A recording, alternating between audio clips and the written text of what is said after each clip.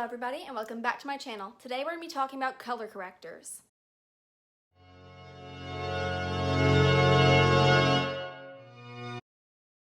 So maybe you've been wondering, why isn't my concealer working? Well, here's your answer.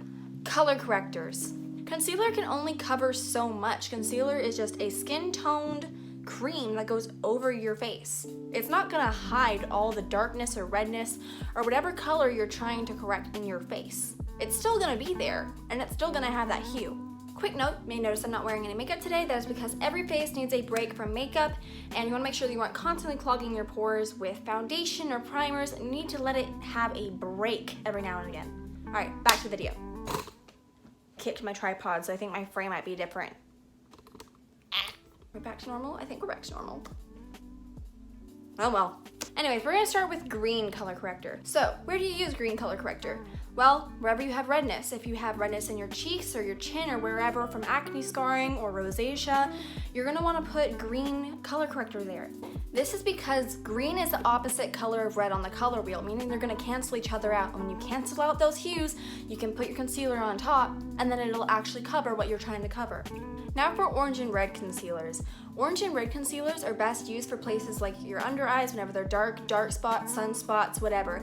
If there is a purplish colored spot on your face or blemish, you're gonna wanna use that there. Next is pink color corrector.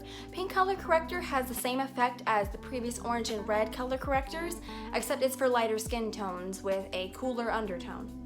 Along with that, pink color corrector also brightens up dull skin. So if that's another problem you have, you might want to check it out.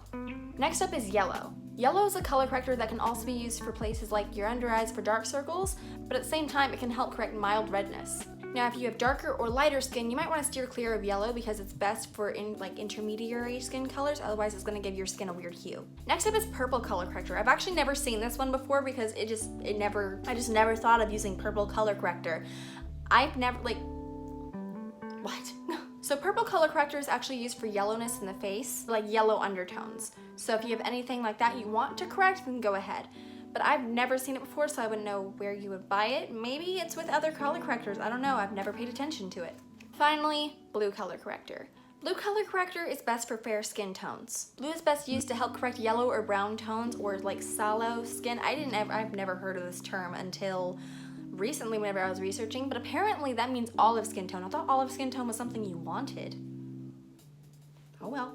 Maybe that's just here. I don't know. I've always loved olive skin. Maybe that's just a personal preference. And finally, blue color corrector can also help with hyperpigmentation. Alright everybody, I hope you found this video useful, entertaining, and that it served your purposes. I hope you have a great day or night whenever you're watching this, and make sure to leave a like, comment, and subscribe if you haven't already.